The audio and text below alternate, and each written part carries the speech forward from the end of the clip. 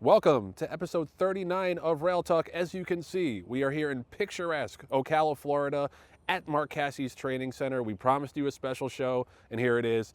Damn, is it going to be special. I'm Joe Bianca. I'm an ownership advisor at West Point Thoroughbreds. Thrilled to be here with you, John, and with my favorite adopted father, Len Green, at some point. Be careful what you wish for, Joe Bianca. Jonathan Green, general manager of DJ Stable. How beautiful is this? It's picturesque weather. We have some great guests coming up.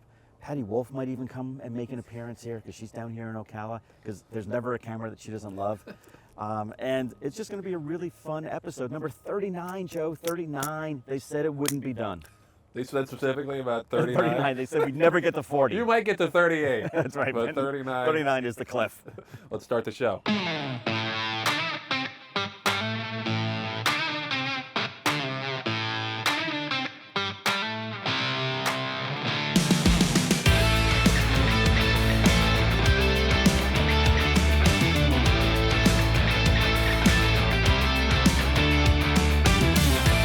All right, so this is the second Rail Talk we're doing from somebody's house. This is a little bit more glamorous than my apartment in Brooklyn. We're here at Mark Casse's training center to talk to the man himself. Mark Casse, welcome to the stage. Oh, thanks for having me. We're so stoked to have you, and it's beautiful, obviously, to be here, and we're going to get ready to see the Sandman breeze in a little bit. Can you just talk a little bit about how he's come along since the sale? Because he only galloped at the sale, so he's obviously, you can wind him up a little more maybe than you would a horse directly off the breeze. What's he done so far, and how's he doing?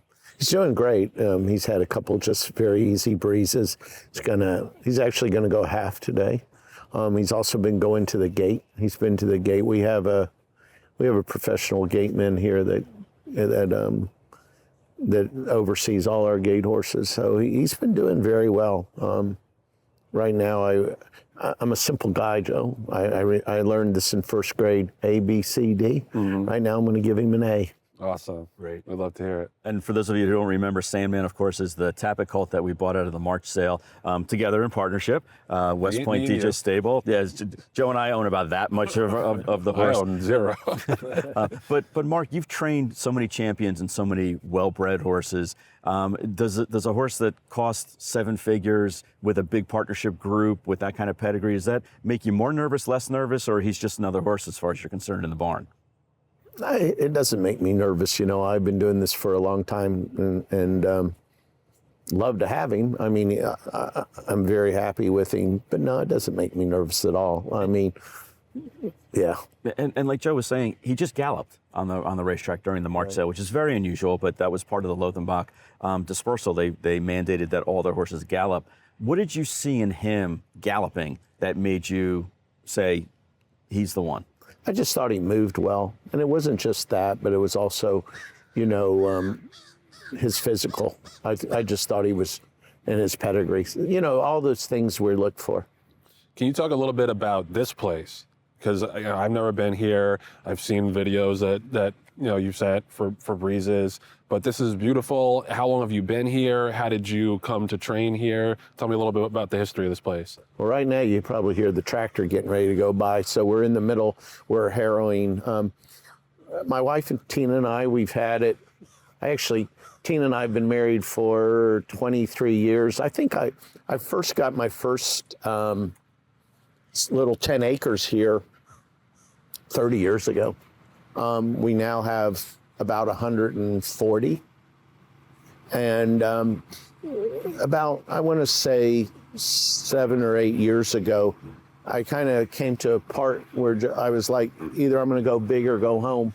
And so I went big. And so my wife and I, we spent a lot of money and we built this training center. Right. It was always here. We just took it to another level. And, it's worked out really well for us. I have probably 10 team members that have been with me 30 years plus. So we've been doing this for a long time. We've had a lot of good horses go over this racetrack. And this is kind of my Fair Hill. This is my Palm Meadows. This is my Palm Beach Downs, my Payson Park. Everything we do it here. If we're not happy with a horse, say at Gulfstream, we're not happy the way he trains, that horse will come here we'll observe it. And until I'm happy again, he'll stay here. And so this is where my concentration is, and it works really good for us. Yeah. And Mark, you're a two-time Hall of Famer, obviously here in the States and also in Canada. And year after year, you seem to dominate up in Woodbine. What gives you that edge to be able to have your horses run and run so well during the Woodbine meet? Well, obviously, you know, that's something that over the years, John, that we have concentrated on. Obviously, if you're going to run at Woodbine, you want Canadian breds. The other thing that's really good about Canada is they have a wonderful turf course. You have 2 grade 1s winning your ends. We've won them numerous times. We've been to, I don't even know how many Breeders' Cups. But more importantly, the thing that I do like about Woodbine is that if you look at, I think I've had 6 Eclipse Award winners, 6 Breeders' Cup. 5 of those have some fingerprint somewhere at Woodbine.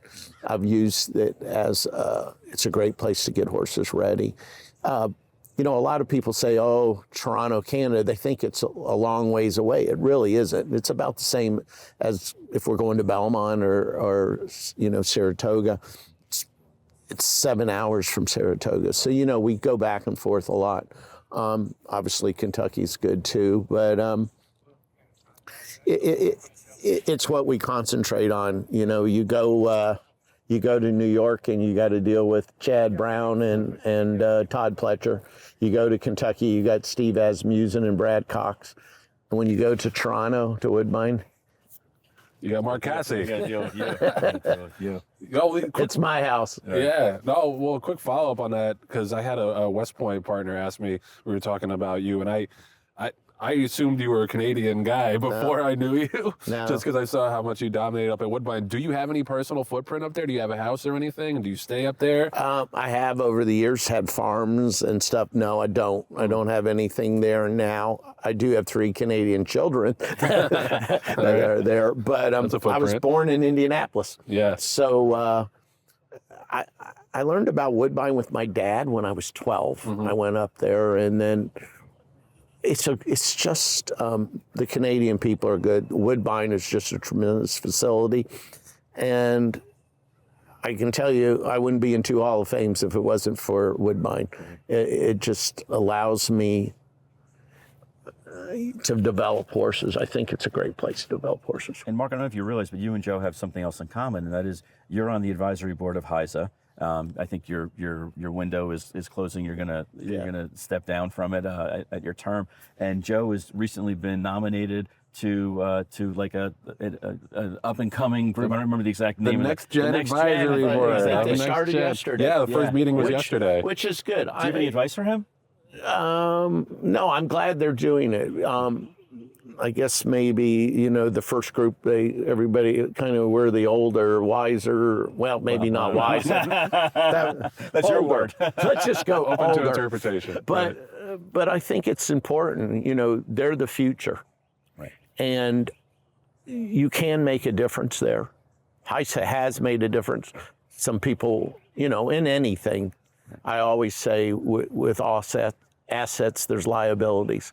So, but it's important. I'm glad they're going to get there, and you can make a difference.